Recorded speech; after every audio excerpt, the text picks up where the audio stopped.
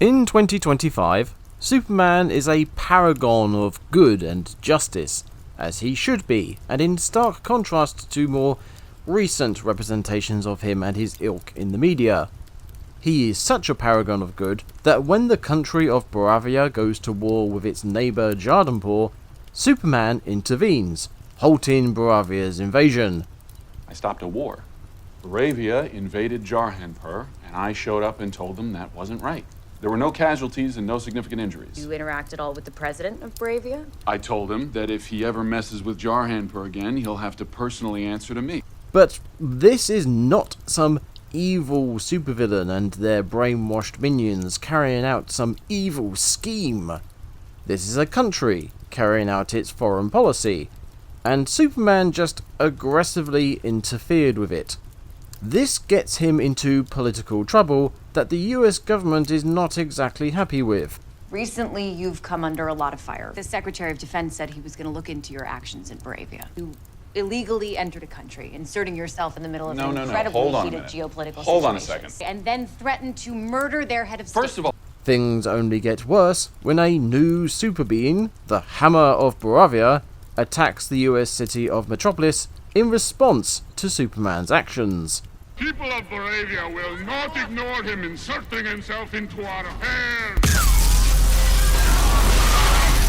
This puts innocent people in danger and, of course, upsets them. Maybe you shouldn't have done that thing in Jarhanpur, Superman.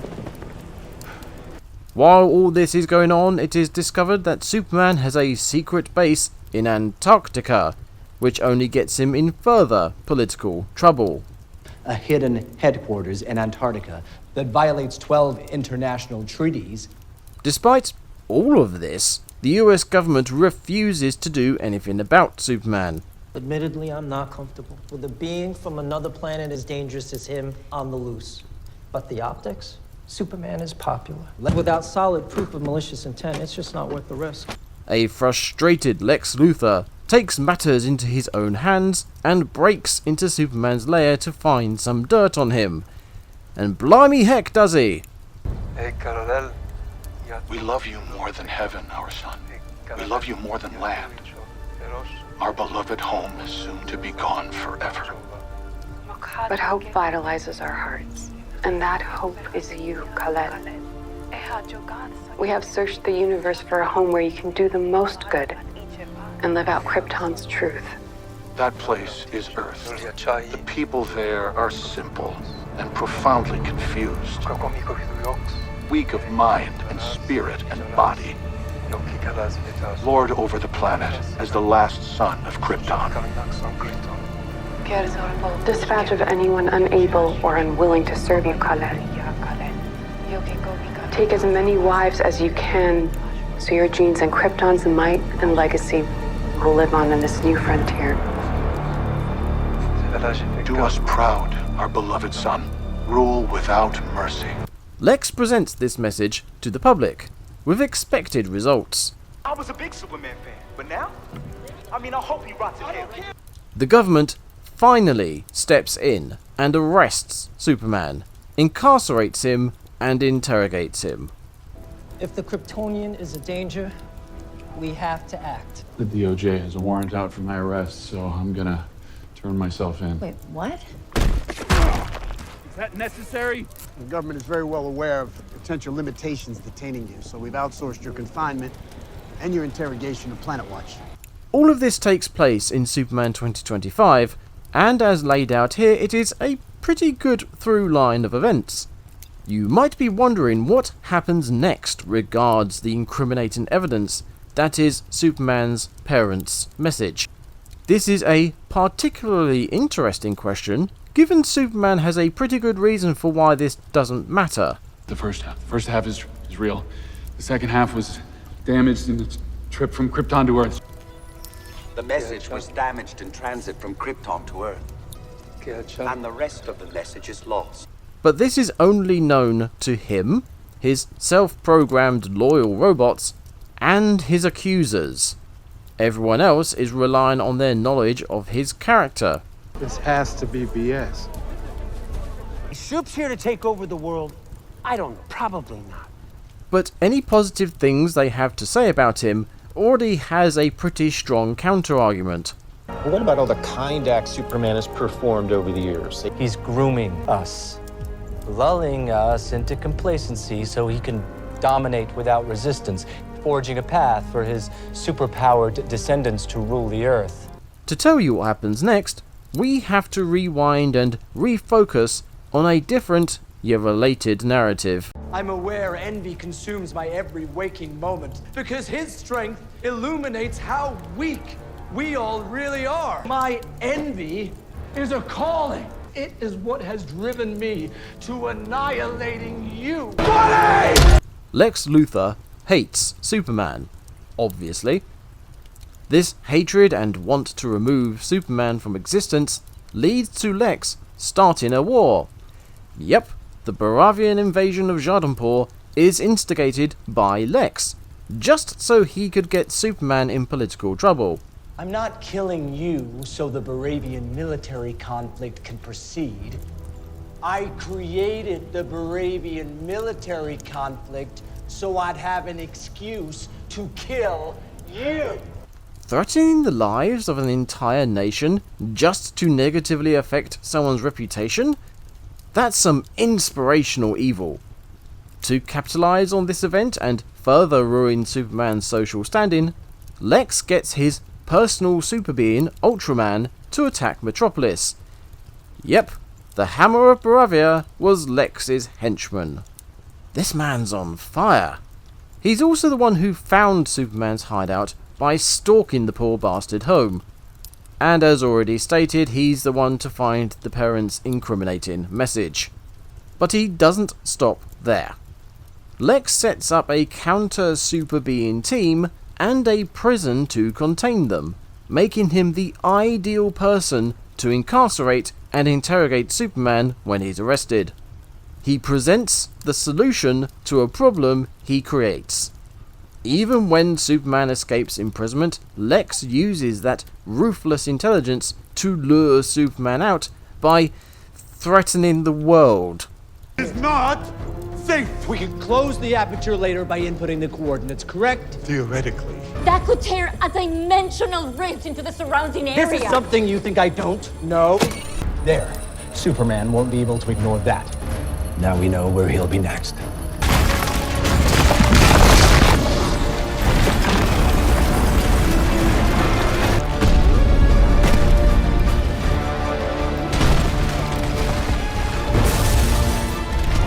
In the wider scope of events, this plan makes sense, and works quite well. It's the sort of plan we have seen in many stories before, i.e., set up a solution to a problem you create. Hell, we see that in real life. So what leads to Lex Luthor's downfall, and Superman eventually winning the day? This is where we have to let go of the facade of goodwill and reveal the disappointing side of this film. Did I say disappointing? I mean laughable. I'm scared. Who knows how large his secret harem is already? This line from Lex made me pause the film because I was laughing so hard. I know this is meant to show genuine concern for the potential threat of Superman's evil schemes and his progeny, but it's like someone saying they are scared by the size of the Godfather's hoe train. A top-tier murder, he's in great shape, and so are those lovely ladies! Because of this hilariously jarring line, I was knocked out of any immersion in the film I was experiencing, which probably explains why I was able to focus on the finer details. Let's look at how Lex Luthor is defeated. Superman escapes his cell in Lex's prison because Lex got carried away tormenting him. This causes Superman's caretaker, the Elemental Man, to turn on Lex and help Superman escape. He also does it so Superman can save Elemental Man's son, who is also imprisoned here. The three of them, along with Krypto, Superman's dog, escape the prison with the help of Mr. Terrific, a superhero helping Lois Lane find Superman. He just so happened to find the prison and open the door to it just as they were all escaping it. This one event has so many issues, it deserves its own video essay, but I shall try to do my best here. I said Lex Luthor offering the solution to a problem he created was good, but that ignores the fact that he was the only one with a solution. Despite the opening text dump of the film saying super people had been around for 300 years, the government has no way of dealing with them. They don't even have their own super people apparently. Instead, they rely on independent contractors like Lex to fit the bill, who for some reason have all the tech needed and more. Just to go over them quickly, he has the ability to create alternate universes and the ability to travel to them, which theoretically can also be used to teleport people across vast distances. All of this just to create a prison. This is Dr. Octopus from Spider-Man 2 levels of tech overload. Fusion-based energy source. These 4 actuators are impervious to heat and magnetism.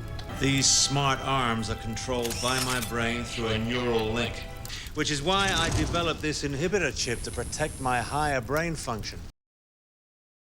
But that's not all. In the real world, private companies aren't allowed to have their own armies in most countries because of the potential threat to the government. But here, Lex can have superpower armoured soldiers, a T-1000 girlfriend, and a half-wit stronger clone of Superman, and they're all fine. Oh yeah, Ultraman is a clone of Superman, more on that in a bit. All of this is to say, Lex having the sole technological and military power to keep Superman in prison is insane. How it's used is even crazier. There is no government oversight at all. They gave Superman to Lex because he has the means to keep him, but they should be monitoring what's going on with him. Instead, Lex has full control of the situation, to the point he could kill Superman and no one except him would know how or why. Oh no, he tried to escape and we had to euthanize him to stop him being a threat to the world or some rubbish. This is made all the worse when he doesn't do that and goes about the worst interrogation scene I've ever seen. The U.S. government has a few questions for you. Tell him nothing, Superman. Who raised you as a child? I didn't imagine that would go so quickly. If Lex is trying to get information out of Superman, he's doing it in an incredibly stupid way. If he's not trying to get information out of Superman and he's just trying to make him feel bad, then what he's doing here is incredibly risky. Kidnapping this man off the streets could lead back to him, which it eventually does, more on that in a bit. But in the context of the scene, it reveals what he's willing to do and how little he cares about others, which is also incredibly risky and backfires massively. You just killed that poor guy. You said you can get to my son, right? Lex Luthor puts the Elemental Man's son in the cell across from him, removing the problem of finding his son when they escape. Lex has no system in place for when people try to escape, allowing Superman to break himself, Elemental Man's son, and his dog Crypto out of prison before anyone can do anything about it. This includes not giving the guy holding the Elemental Man's son a radio or a panic button, which wouldn't have been much use anyway, because despite all the commotion and the creation of a pocket sun in front of him, this guy doesn't seem to notice anything going wrong until Superman comes flying at him. If Lex Luthor was as smart as he keeps saying he is, or as the film sometimes presents him as, then none of this would have happened. Editing me here. A small addendum to what I just said. Obviously I had to get a clip of the prison break scene to put into this part of the video, so of course I watched the scene, and to my shock and horror, you do see guards reacting to the creation of the pocket sun, which of course they would. The entire realm is dark and the sun is, well, it's a sun. You also see the guy holding the baby react to the sun being created. So in that regards, I was wrong that there was nothing for, no systems in place for anyone to notice something going wrong.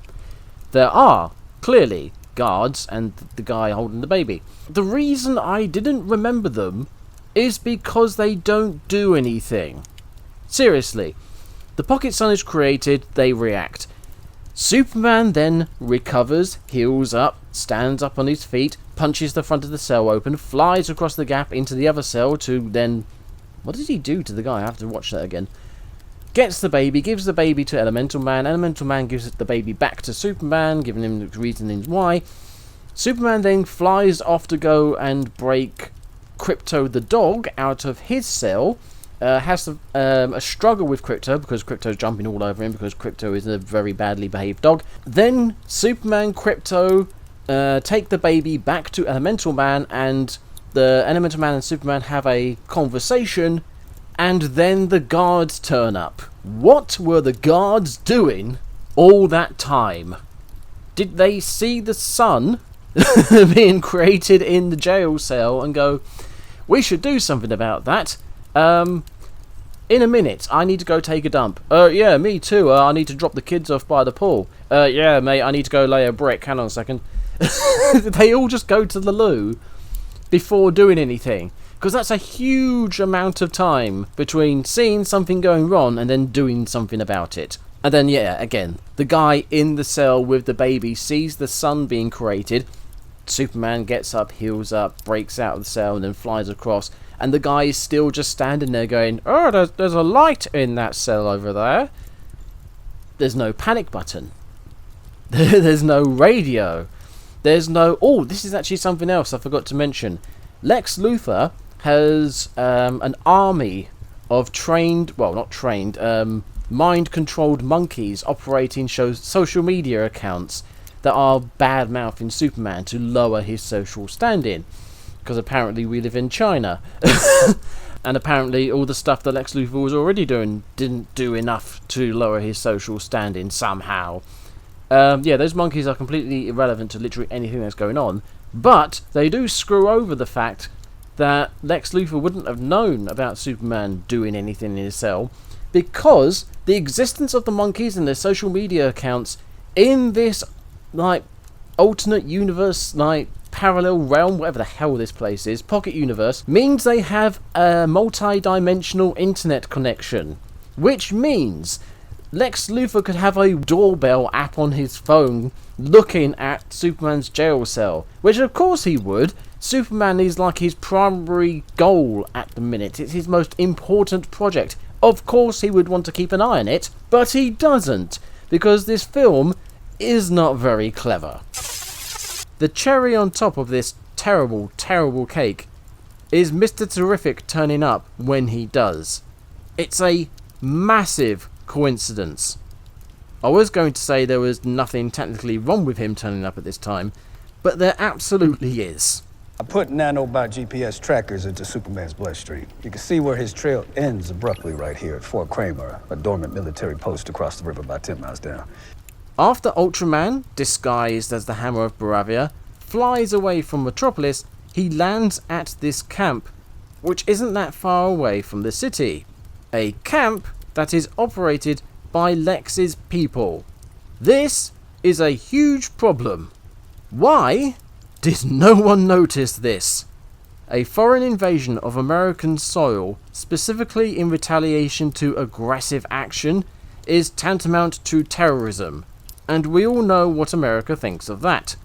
Despite Discount Juggernaut hanging around for quite some time, no police or military action is taken against him. No superheroes arrive to face him either, except Superman, of course. Where were these guys? Where is everyone else? Is there anyone else? Does the entire 300-year history of super people in this world amount to half a dozen people? Anyway, Discount Juggernaut flies away out of the city and out of everyone's minds. seriously, he is never brought up again, despite no one outside of Lex's people knowing he was fake. So a super terrorist attacks and leaves Metropolis without a single police, military or press unit in sight. That's bad, but worse is that no one at all in the entire city saw where he went. If one person had seen Ultraman fly to Lex's camp, that would have screwed him over massively. But weirdly, as bad as all this is, none of it matters that much. Lex had already left so many breadcrumbs laying around for people to follow, he could have sunk a ship with them. In a completely separate happenstance to everything else going on, Lois Lane discovers Lex's war plot, which according to the film, makes him a traitor. We had Luther on this show many times. Little did we know he was a traitor. Editing me here. I forgot to go on a tangent about Lois Lane discovering Lex Luthor's secret war plan. That's new. Let's go on it now, shall we? Lois Lane decides to investigate Lex Luthor's dealings with Bravia, which turn out to be several people in the film say that Lex Luthor has been selling weapons to Bravia, so it makes sense that he would want Bravia to go to war because they would obviously want to buy more stuff from Lex Luthor, so he would financially benefit.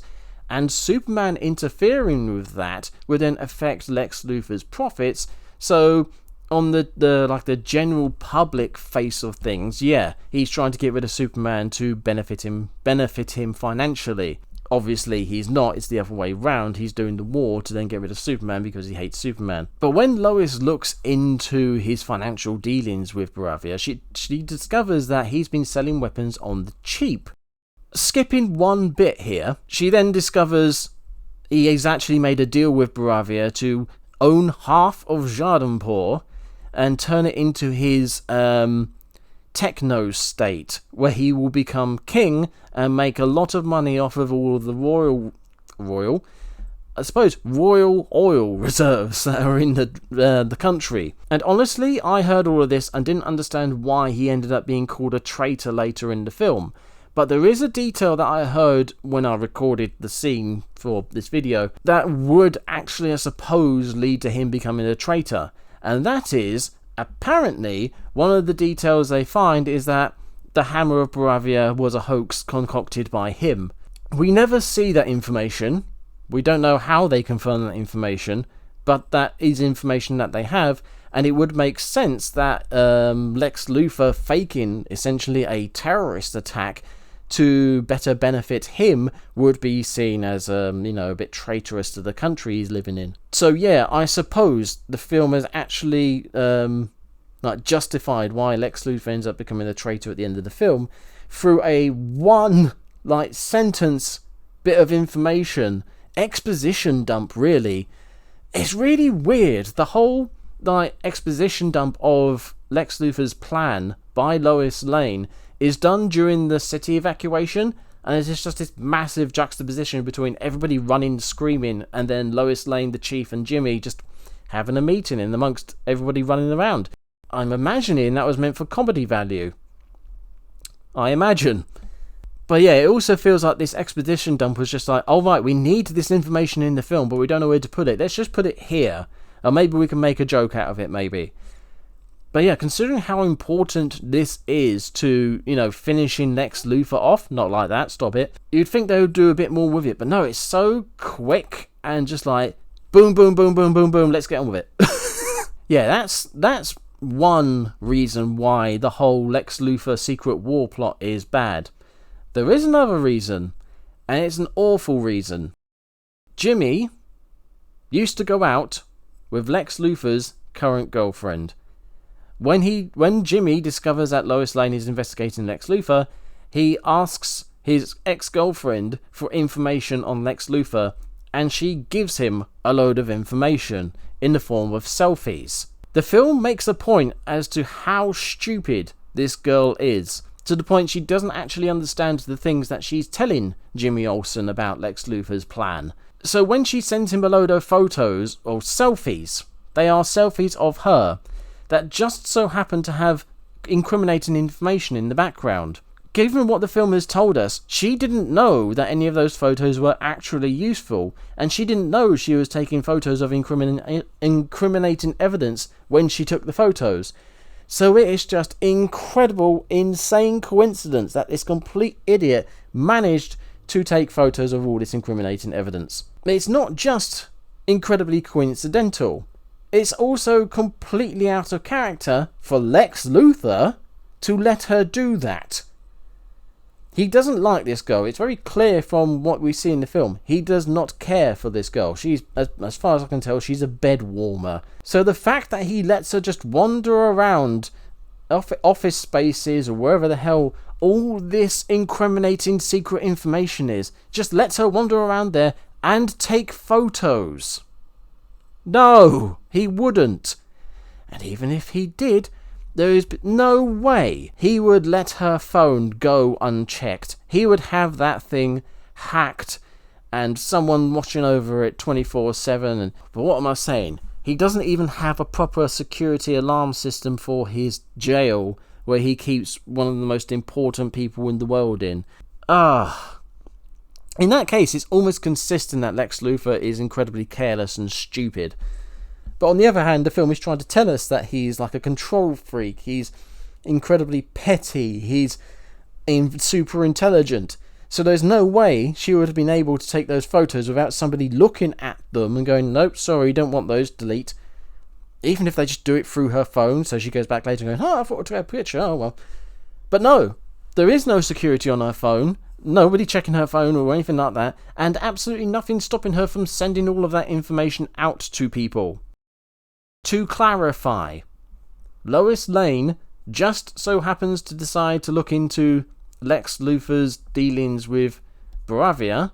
That leads to Jimmy Olsen asking his ex-girlfriend if she knows anything about anything to do with Lex Luthor and Bravia. His ex-girlfriend, who is a complete idiot, just so happened to take some photos of incriminating evidence in the background of her selfies that Lex Luthor allowed her to take, despite the fact that all that information is incredibly sensitive and incriminating and could ruin him. And all that information gets sent to Jimmy, who then gives it to Lois, who then makes a whole story out of it that ends with Lex Luthor. It ends with that story going worldwide and Lex Luthor being arrested as a traitor to the country. Oh boy. But yeah, back to the video. So even if everything went to plan and Lex killed Superman while he was in his custody, Lex would still have been arrested not only for the war plan but for the murder of the bloke he shot. And this is ignoring the absolute ridiculousness of what he does to draw out Superman after he escapes. Opening an interdimensional rift that tears apart a city and would have potentially torn apart the planet is a ballsy move, but if Lex stopped it as soon as Superman arrived, then at least there would still be a world to return to, even if he ended up in prison for his actions. But no, Lex leaves the rift open for no good reason, which would have eventually destroyed the world.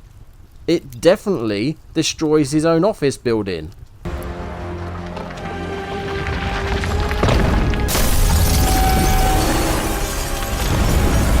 All these little details rain down on the plan to destroy Superman and ruin it. But there is one fundamental aspect of Lex's plan that not only causes a multitude of problems on its own, but breaks the very reasoning behind all of it. Cloning you was relatively simple. But as is often the case with cloning, the match was imperfect. He might be even stupider than you. And stronger. He concocted this whole plan to kill Superman because he's jealous of his strength. A strength that makes humans look pathetic by comparison. And to get rid of Superman, Lex creates his own Superman, whose strength makes humans look pathetic by comparison. What was the point of all this exactly? Bloody hell, Walter Simmons does a better job of this in Godzilla vs. Kong. At least his plan to topple Godzilla's reign was to use technology, And not another Godzilla. Granted, he used Ghidorah's skull to control his mecha, but that ended up screwing him over, which was kind of the thematic point. That point goes right over Superman 25's head. You could say that once Lex wins, he would own the strength and power of Superman, but that wouldn't exactly last long, would it? Between the Elemental Man, Hal Jordan's Green Lantern powers, and any other superheroes who should exist in this world, Lex would be buggered if his plans actually came to fruition. But that's a problem just with the use of Ultraman. What about the problems with his very existence? We have universe generation, multi-dimensional travel, wormhole transportals, nanobots, cyborgs, universal hacking, more on that in a bit, and the ability to equip normal people with suits that can take on Superman, albeit in a weakened state. Along with all of this, we now have cloning, which opens up so many world-affecting possibilities. We do see a pair of clones in Lex's command center, which suggests he's been using it a few times already. So why not have an army of Superman to kill Superman with? That's a question we can't answer because we don't have all the information as to how this works, which is a blanket statement for most of everything in this film. That's the problem with dropping the story into a world like this. We don't know how half of it works, or why certain things aren't happening. This is a significant undermining of the understanding of the story and its stakes, which harms any investment in it. But even when the film presents us with all the elements of a scene, it still cocks up. 12C. This is an appallingly inefficient way to control a person in a fight, let alone a super fast-paced one like Ultraman and Superman should be having. Anyone who has ever played a game will tell you you need fraction of a second input reaction times in a fight like this. Having such a massive delay from verbal to typing to apparently playing the action out on screen before sending it is insanely slow. And why are there no patterns? Why is it all single action commands? And why does the method change later in the film? Easier to control. 3L. And stronger. The typing is gone, now it's just voice commands. And even this appears to get quicker in certain sections. 2A! 5B! 5B! And as a side note, why hold up the written note? The command isn't issued until after Lex stops talking, meaning he could have just issued it verbally. And Superman doesn't know what the commands mean, so Superman hearing them wouldn't help him in any way. Surely he heard them anyway. This suggests Ultraman is too stupid to perform these actions on his own, to the point Superman kicks his ass once Lex can't see what's happening. But then he applies an armbar, a bloody martial arts submission move. Film, do you has brain melted?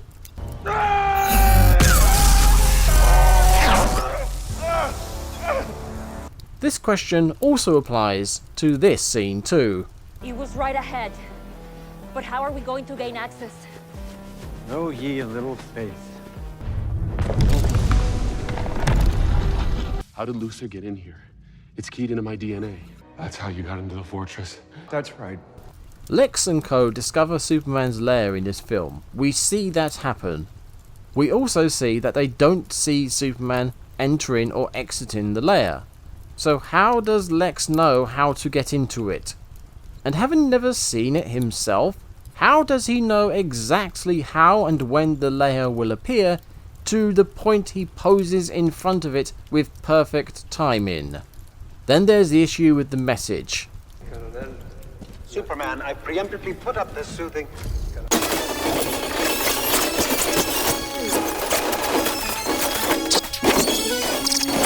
Hopefully there's something on here we can use to convince the generals Superman requires immediate action.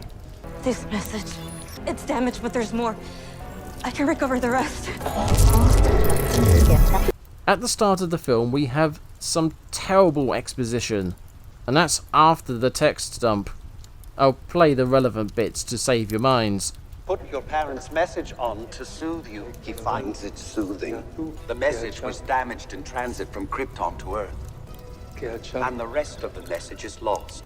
This sets up the fact Superman likes to hear his parents' message when he gets injured.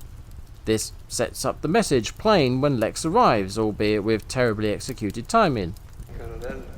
Superman, I preemptively put up this soothing.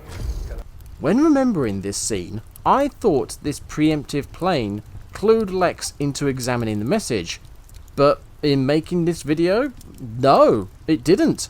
He didn't even seem to register it was a thing. Hopefully there's something on here we can use to convince the generals Superman requires immediate action. So Superman's parents' message being revealed to the world wasn't a poorly executed, cobbled together turn of events.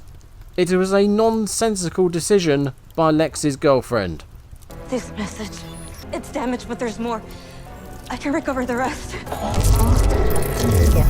I mentioned this earlier, and here's the elaboration. Earth Tech can connect up to a unique alien computer, understand its code enough to hack it, and work well enough with it to fix a broken message the computer itself couldn't fix on its own. And again, there was no reason to fix it other than the girlfriend deciding to. She didn't search for intact files or whatnot, she just went straight for the broken message. I should explain why I keep calling her his girlfriend. Lex Luthor doesn't care for anyone in this film, to the point he's actively abusive to people, even his girlfriends. Go! Move! He even cares more about his coffee than the safety of her and other people in the room when Superman threatens him. The dog, Luthor! You took the dog! That's right, Eve. Get all of this. But then we suddenly get this during the final fight with Superman. I won't be able to sustain the impact at this speed! No, Angela, unsheath! He's the only one protected!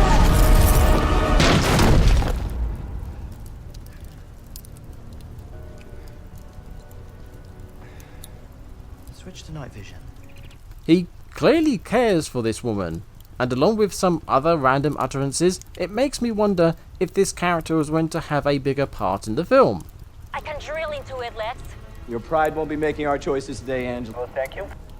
I've sacrificed my own humanity to help get rid of it. Perhaps she was Lex Luthor's lover, someone who he cared for and in return cared for him. So much so that when he became obsessed with killing Superman, she underwent his experiments to make herself more useful to him.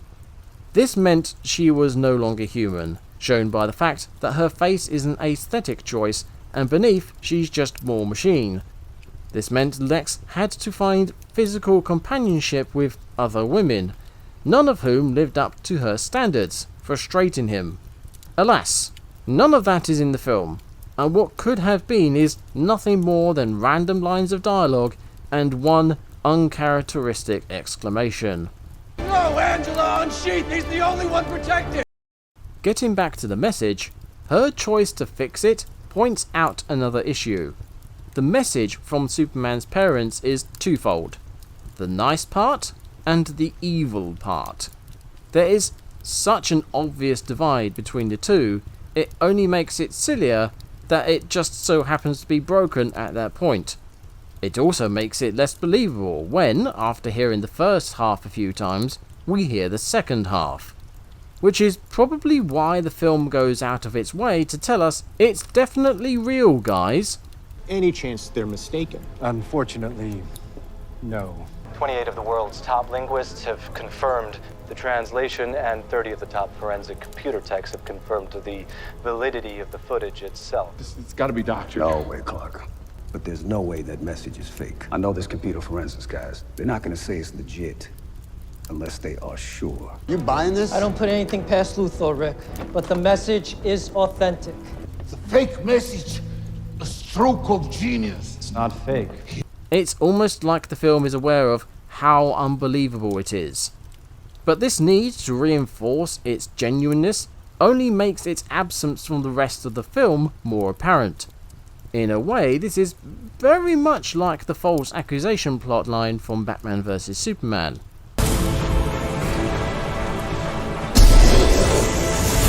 He came down, then came fire. The world has been so caught up with what Superman can do, no one has asked what he should do. For those who don't know or don't remember, Superman is framed by Lex Luthor for the murder of a bunch of people. It causes all sorts of socio-political problems for him, to the point he turns up at a hearing to be questioned about it. Then the Lex Luthor plotline blows it out of the water. This accusation is forgotten for the rest of the film and never brought up again. To be fair, by the end of the film, Superman is dead, so they kind of have an excuse for not finishing that particular plotline off. Similarly, Superman 25's Lex Luthor also accuses Superman of doing something, in this case being a tyrant in the making, and it also drops that whole plot off to focus on the Lex Luthor story. But this film doesn't have an excuse for forgetting about it. Unlike in Batman vs Superman, the evidence is real, the accusations strong, the arguments well grounded. Anything Superman does, from saving little girls and puppies to preventing the actual end of the world, can all be countered with this. He's grooming us. That's why we need the closure, and that's why it's bad we don't get it. We do get one more mention of it, and that's when Superman has a chat with his dad. His Earth dad, not his crypto dad. Yeah, well, the message that my parents sent with me, I had never heard the second half before. I'd say what you wanted that message to mean says a whole lot more about you than what anyone meant for it to mean. It's a nice sentiment, one that can be applied to lots of things in the real world. For instance, the Bible says a lot of awful things, and can be used to promote hate. It also says a lot of good things, and can be used to promote love.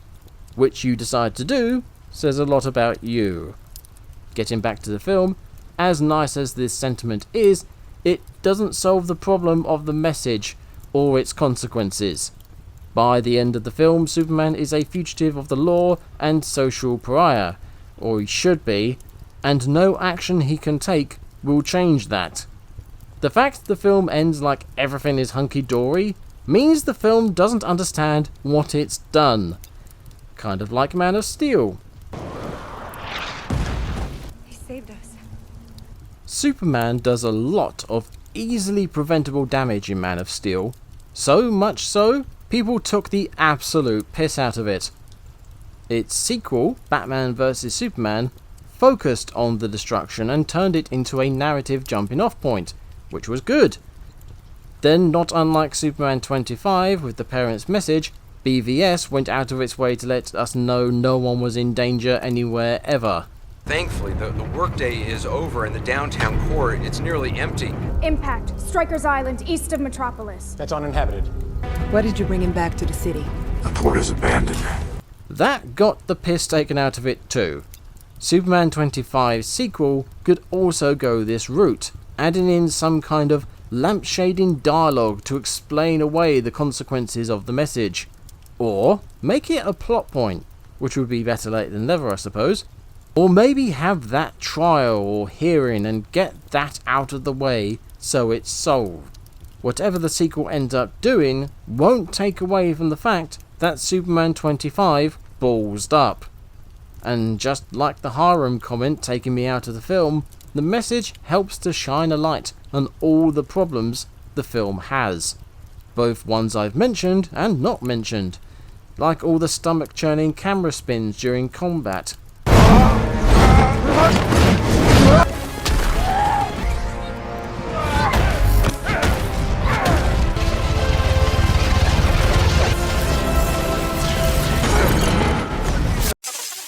Editing me here again, and I can't believe I did this, but I forgot about Supergirl. I mean, in my defense, she exists in the film for about 5 seconds at the end, purely for sequel bait, but her inclusion is incredibly important. Anyone who knows anything about the comics will know that Superman came to Earth as a baby and then grew up into an adult. Supergirl, on the other hand, was already a teenager when she landed on Earth. There was some weird time dilation thing where Clark Kent, Kal-El, lands on Earth and then grows up into an adult, and then the teenage Supergirl arrives. So she was a teenager when she left, but then she was a teenager when she arrived, and yeah, anyway. Her being not quite adult, but that causes problems for this story, because now she should be aware of what Clark Kent's, Kal-El's parents are like. She may also already know what the message said. That's a bit of a thing, you know? Did she hide that information from Clark? Did she not tell him? Did she tell him, but then he just ignored it or didn't believe her? There are so many possibilities there, and the film doesn't seem to understand that that's the thing. Like I said, having Supergirl in this film, when the whole thing is, oh, there's some secret information from the parents, is a bit problematic. I mean, there's a lot of things you could do with it. You can have it that she does know, but she doesn't want Clark to know, and that knowledge is kind of eaten away at her, which is why she goes off planet to get drunk all the time, because she wants to stay away from him and drown her sorrows in... You know, see? That one little detail you can do something with, but the film does nothing with it. It treats it like a joke. But that's not even the worst thing I forgot to talk about. The other thing I wanted to mention... Oh dear. Remember how this film starts? Superman has stopped a conflict between Baravia and Jalanpur by stopping Baravia. He says he destroyed a couple of tanks and some planes, but nobody died, and there was only a few minor injuries. And he was a lone actor, acting on his own impulses for himself, for like justice and truth and blah blah blah, all that's good stuff. He got into trouble for that. Like, people were looking at him going, we need to have a look at this guy, we need to start thinking about this, and Lex Luthor even tried to get him arrested for it, right? The Justice Gang, which includes the Green Lantern, Hawkgirl, and Mr. Terrific, the guy who was helping Lois all that time, those three who are employed, I don't know as what exactly, but they're employed as some kind of, like, as a superhero group defending the country and whatnot. They're some kind of American military force, essentially. Private military force, thinking about it. That's basically the same problem as Planet Force. But anyway, they are an American military group who then invade another country to then assault and kill members of that country. Green Lantern definitely kills people. Just you see him like flicking people like 20 feet in the air. Those guys are dead. Elemental Man crushes a tank.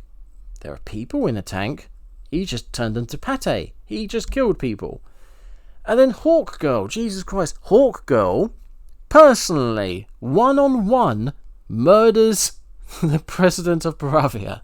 Oh my god. They assassinated a political leader of a foreign country. An basically American military force invades another country, assassinates the political leader, and the film thinks that's fine. That is not fine. They're going to be in all sorts of trouble. Once again, the film does not understand what it has done. So I said in my script that I had included a bunch of stuff regards the two plot lines that I was focusing on. And I mentioned a couple of other things, but there was plenty of stuff that I hadn't mentioned. And that you, dear viewer, I wanted your opinions, the things that you had seen in the film that you thought were wrong, to include those in the comments. I decided to, just go through the film again, just to see what I could see. And now I have a list. I have a list of things that I saw and I need to talk about. So let's quick fire these ones out, and let's see how many of them you saw, and how many things I didn't see that you still have to tell me. So, here we go. Let's play the music. The opening text exposition has some absolutely painful transitions to it. Something to do with the fading of the letters, with the really sharp changes in the scenes, is really painful on the eyes. The engineer can fly as fast as Superman, to the point where she can get back from Antarctica in a similar time to him, which is kind of insane to think about. And then later on in the film, she catches up to him as he's trying to fly out of the atmosphere. And then on a similar note, or related note I should say, Ultraman can't stop Superman from flying down into the ground, even though supposedly Ultraman is stronger than him. Surely he could stop him and then save the engineer's life. No? Does the film even realise what it's doing? No, it doesn't. Of course it doesn't. Superman interviewing himself so he can write a story about himself, which is also about the tragedy of a terrorist attack in the city, and being proud of having written that story, is like the whole Spider-Man situation but worse, i.e. Spider-Man takes photos of himself to make money for himself because he's poor. Clark Kent is, I'm guessing, a well-paid journalist, and he takes pride in a story he's written about himself about, again, terrorism and people nearly being killed. After Lois interviews Superman, quote unquote, she says that Superman doesn't like conflict, which is a really weird thing to say about Superman. The giant monster fight in the film, which I don't actually touch on, you can kind of see it in the background when I'm talking about the extended message, but yeah, there's a giant monster fight in the film. It's a really weird giant monster fight because the giant monster doesn't actually cause any damage to anything as far as I remember.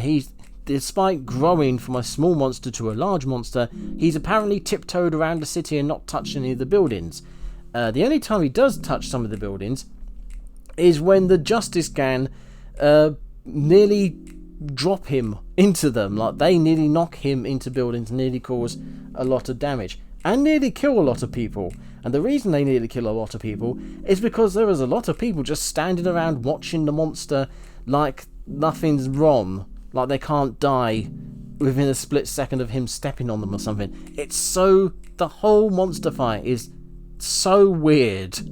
Speaking of which, the monster fight, which again is Superman, Green Lantern, Hawkgirl, and Mr. Terrific all fighting a giant monster in the middle of the city, is continuously interrupted to cut to Lois Lane talking to this absolute smoke show in the Daily Planet. It happens like 3 or 4 times, and I don't know what it adds to the film. Something I completely blanked on when talking about Cyborg Lady getting the message out of the Kryptonian computer. How does Lex convert a Kryptonian hologram into an MP4? How does he do that? Time is massively subjective in this film, and the 2 examples I've got here are Lex Luthor getting the message out of the Kryptonian computer and the monster growing from a little monster at night time to a skyscraper sized monster during the day. Superman never went home in that time, he never noticed all that, and even though it's been from night to day, again, the monster hasn't destroyed anything, but also apparently that's been enough time for Lex Luthor to get the message, take it to, 28 experts? No, it wasn't that, it was more than that, because it's one set of experts and another set of experts, get them all to confirm the message, then take that message to a bunch of news outlets, and then get an interview on a talk show, all within, half a day? Well, surely sooner than that, because they're fighting the monster. Surely it's the oh my god, the timescales. Superman gives himself up to the government, not because it's the right thing to do, unlike his Zack Snyder counterpart, which is kind of weird, but because he's trying to find his dog. Superman remembers the smell of the Baravian president's piss. I don't know what to say about it. That's kind of weird, Superman. Why? Some of the fight scenes in this film are not great, it must be said. A lot of them are very much spectacle over substance. 2 in particular that really got me were the Mr. Terrific versus the Lex Luthor goons fight, and when Lex Luthor goes into Superman's base and there's a fight happening around him. I say it's happening around him, it's almost happening to him on multiple occasions, because for some reason the robots are running up to him specifically, even though he's not doing anything. Ultraman and Cyborg Lady are the ones fighting, but for some reason the robots are trying to attack him, which leads to some very weird shots where all the stuff's like flying past him and he's not reacting. It's clearly that the actor doesn't know what's going on because it's all CGI, so he has no idea what to react to. And a similar thing happens with the Mr. Terrific fight, because Lois Lane is there. She's been protected by Mr. Terrific's shield, but for some reason Lex Luthor's goons are still trying to shoot her. Why are they trying to shoot her? She's not doing anything, but also she's protected by an energy shield that they can't penetrate. Why bother? It's almost... well, I know exactly why it is. The camera is on these characters. The camera's on Lois Lane, the camera's on Lex Luthor, so they want stuff heading towards the camera and going, oh! But it doesn't make any sense in context to what's going on. Mr. Terrific doesn't use his flying tech to fly inside of the pocket universe. When he gets there, when he gets inside of the portal, he looks around, he's like, oh my god, there's this and that, and we could die doing this and whatever. I haven't got any equipment to go down here, even though we see him earlier flying around. In fact, later, after this scene, he hasn't left the area, but we see him in his flying chair thing. He must have had that with him, which means he could have just got his flying chair thing and flown around the pocket universe to find oh my god, this film. The Elemental Man creates a pocket sun. Suns are natural fusion reactions, which means that he gave everybody in the vicinity radiation poisoning. Well done. Mr. Terrific enters the pocket dimension during the day. They spend about 5 minutes in there, and then it's nighttime. The same thing happens in reverse when Lex Luthor opens the rift at night time, and then you would think Mr. Terrific would be like, oh no, we need to do something about this fast. But when he contacts Superman, it's daytime. So how long did he leave this? And the last note I've got on here is, Lex Luthor doesn't put a camera on Ultraman. So when all the cameras that are following Ultraman around get destroyed by Krypto in that last fight, there's no camera on Ultraman for some reason. I mean, you've got a microphone on him, might as well just put a camera on. You know, police have that stuff, right? Oh god. But yeah, those are some of the things I noted down after watching the film again. So yeah, here's my extended list. Actually, this will feed in quite nicely into my original script. So yeah, here we go. Actually, here's one more for you. Lois Lane flies Superman to his parents' house in Mr. Terrific's flying machine. His human parents' house, by the way, not his crypto parents' place. When Lois gets to his parents' house, his parents introduce themselves to her. I'm Martha, this is John. This means that Lois has never met his parents before. So, how exactly did she know where to go? If I'm being generous, I'd say she called them and asked where to go. But if she's never met them before, how would she have their numbers? She couldn't have got them off Clark's phone. He doesn't have his phone on him. Does he? I mean, where would he put it? Like I said, all sorts of issues I didn't mention or just straight up missed. Let me know your favourite, most disliked one in the comments below. Last but not least, thank you for watching.